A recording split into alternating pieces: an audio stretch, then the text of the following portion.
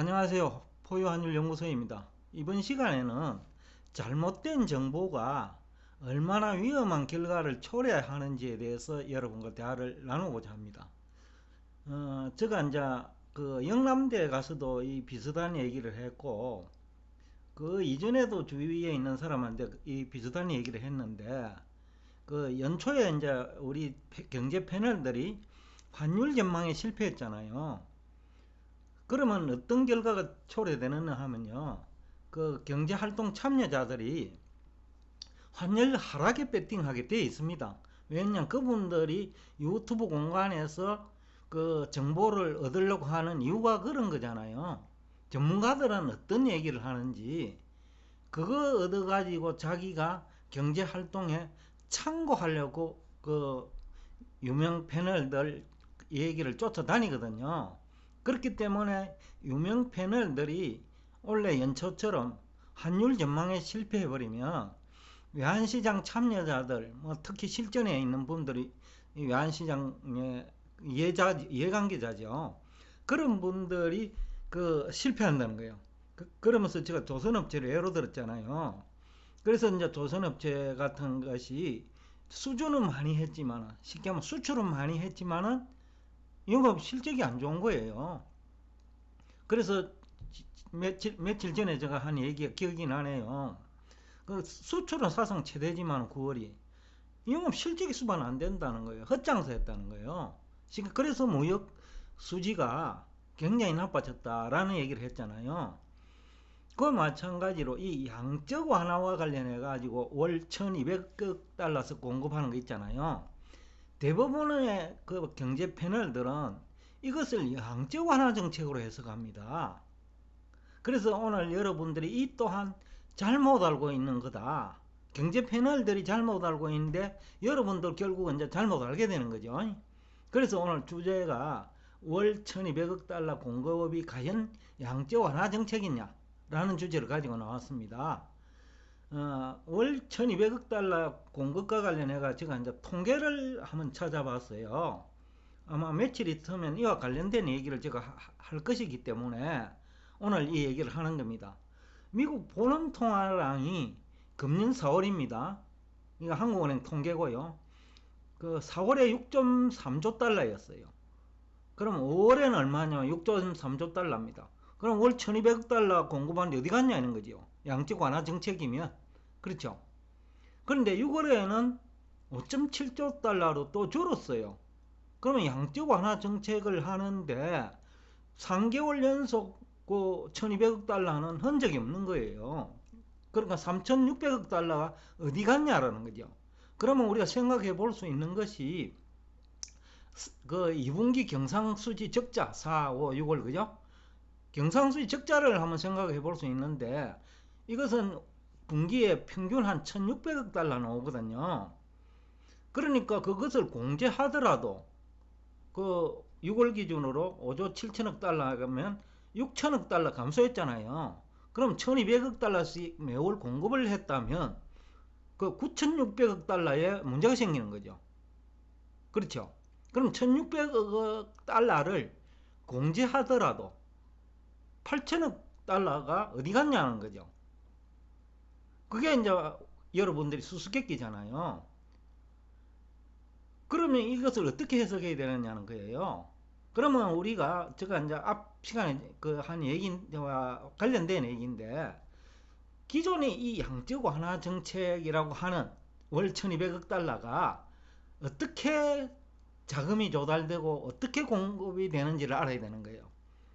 그러면 미국 정부가 공급하잖아요. 그리고 미국 정부가 월 1200억 달러씩 매수하잖아요. 그러면 우리가 이제 생각해 볼 수 있는 게 그 있어요. 미국의 이제 채권 발행 제도를 한번 봐야 돼요. 미국의 채권 발행은 국채도 우리도 마찬가지입니다. 공개 입찰이 원칙입니다. 공개 입찰은 중앙은행은 참여 안 합니다. 우리는 한국은행 참여 안 해요. 누가 참여하느냐 하면요. 시중은행이 들어가고 연기금이 들어가고 금융회사가 들어가고 그 다음에 채권형 펀드가 들어갑니다. 그러니까 그 돈은 어디서 나왔느냐? 기존에 시중에 풀려 있는 돈이에요. 그것을 가지고 대출이 일어났거나 해서채 발행을 통해서 그 자금을 조달했거나 뭐 금융회사 금융채를 발행하니까 그것도 회사채거든요. 그러니까 그런 식으로 자금을 조달했다는 거죠. 그거는 기존에 공급된 화폐가 유통 속도가 빨라지는 방법이죠. 그래 가지고 여기서 국채를 인수한다고요. 미국 정부가 국채를 공개 입찰을 하면, 그러니까 통화량이 증가하는 것이 아니고 시중 내에 있는 돈이 한 바퀴 더 도는 거예요. 한 바퀴까지는 아니더라도 그 금액만큼은 미국 정부가 화폐 유통 속도를 그 증가시키는 역할을 하는 거죠. 돈이 추가적으로 뿌려진 게 아니고 그렇게 해석을 해야 된다 라는 얘기를 제가 앞 시간에 한 바가 있습니다. 그러니까 더 상세한 얘기는 여기서 그 멈추고, 그런데 이제 7월에는 또 참고로 본원 통화량이 6.3조 달러니까 6조 3천억 달러로 좀 올 수준 정도 됐어요. 그래봐야 또 4개월 합치면 그 6조 3조 달러 그대로예요. 그죠? 4개월 지내놓고 결과는, 그러면 4개월 동안 1200억 달러 써가면 약 4800억 달러니까 약 5천억 달러 빈 거예요. 그죠? 그래도 근데 이제 무역수지 적자가, 경상수지 적자가 이제 미국 본원 통화량 감소 요인 중에 하나이기는 하지만은 미국 달러가 강세로 반전되면서 국제 유동성이 미국으로 이동한 것으로 추정돼요. 그래서 그 5월까지는 오히려 6월이네. 6월까지는 약 한 8천억 달러 그 감소했다가, 경상수지 적자 감안하더라도요. 감소했다가 7월부터 이제 미국 시장금리도 상승하고 이러니까 달러 강세로 바뀌지는 거죠. 또 미국 시장금리가 바닥을 탈출하는 시기였어요. 그 무렵이 국채 10년물입니다. 바닥을 탈출할 때 그 예금 같은 거 아니면 신규 발행되는 거, 유럽이나 일본 입장에서는 1.5달러 이런 것도 큰 돈이거든요. 왜냐하면 일본은 금리가 거의 0% 되니까 큰 돈이지요. 그러니까 그런 돈들이 미국으로 들어갔다는 것으로밖에 해석이 안 되는 거예요. 그런데 이제 정권 전문가들이 이 월 1200억 달러를 양적 완화 정책으로 해석을 해버린 거예요. 예?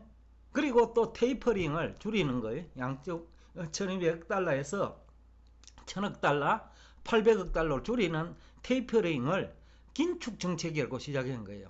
그러니까 이거 양적 완화 정책도 아니고 긴축도 아니라는 얘기를 지금 제가 하고 있는 거예요. 그런데 정권 전문가들이 연초에 그 외환 얘기하는 그 패널들처럼 그 해석을 잘못해버린 거예요. 그러니까 잘못된 지식이 엄청난 결과를 가져온다는 얘기를 지금 하고 있는 거예요. 그러다 보니까 증권시장에 참여하는 사람이 긴축으로 해석을 하면서 가지고 있는 주식을 팔기 시작한다는 거예요. 그래서 주가가 내리보는 거예요. 그래서 제가 자승자박이라는 표현을 쓰는 거예요. 그리고 주가 하락이 확대된 거죠. 그렇지 않아도 주가 하락 요인이 있는데, 또 추가적인 주가 하락을 자극한 장본인이 정권 전문가들인데, 원래 정권 전문가들은 악재는 숨기고 호재는 침소봉대하는 그런 역할을 하는데, 이 케이스는 정권 전문가들이 무지해가지고, 쉽게 하면 실력이 없어가지고 자승자박한 거죠. 그래서 지금 이제 오늘 이 얘기를 하는 거는 아마 18일경에 나갈 정보인데, 그 정보와 관련된 얘기입니다. 그래서 그때 이제 도움이 되는 정보가 될 것 같아 가지고 미리 이 얘기를 좀 구체적으로 여러분들에게 전달할 필요가 있다 해 가지고 오늘 이 정보를 가지고 여러분과 대화를 나눴습니다.